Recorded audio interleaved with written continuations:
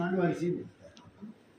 அவருடைய உழைப்பு அப்படி. காணிமடத்துக்கு வந்துட்டாருன்னா பௌர்ணமி அமாவாசைன்னு அங்கேருந்தே கார் எடுத்து குடும்பம் எல்லாம் அவ்வளவு குரு சேவை அப்படின்னு அப்படியே மெய் உருகி அழுதுவார்.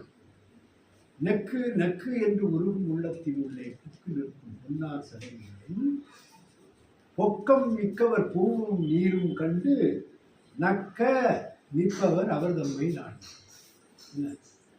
இப்படியாக போகணும் இருக்கணும். அவங்கள்ட்ட பண்ணவே மாட்டார்.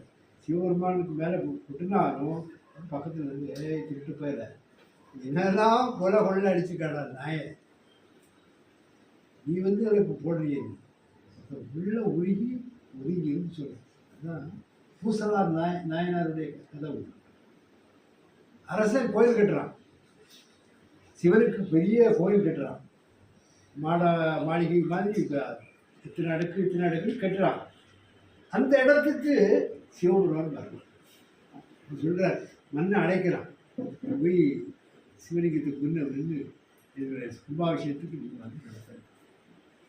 இன்னும் அவருடைய கனவுல பூசலார் நீ கோயில் கட்டிக்கிட்டு அந்த கோயிலுக்கு நான் போவோம்.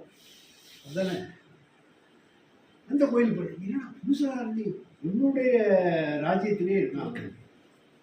பூசலார் நாயனார் யாருன்னு தேடி தேடி தேடி கடைசியில் பார்த்தா ஒரு மரத்துக்கு கீழே ஒரு கிளை அசிவாரம் போட்டுறாரு. மானசீக கல்லை தூக்கி போடுறாரு. அடுத்தால சாந்த குழச்சி போடுறாரு. அடுத்தால தீசில் போடுறாரு. அடுத்தாப்புல சுற்று பிரகாரம் இந்த பிரகாரம் எல்லாம் கட்டுறாரு மானசீகமாக. அப்போ மானசீக எண்ணத்துக்கு பகவான், மற்றபடி அதிகார பணமெல்லாம் வேஸ்ட் இருக்க முடியாது. நம்முடைய பக்தர்களுக்கு ஈகோ இருக்கு. நம்ம இல்லைன்னா ஒன்றும் முடியாது. எல்லாரும் எங்களையும் சேர்த்தான். நம்ம இல்லைன்னா ஒன்றும் முடியாது. நம்ம தான் எல்லாம் தூக்கு நூறாக்கி என்ன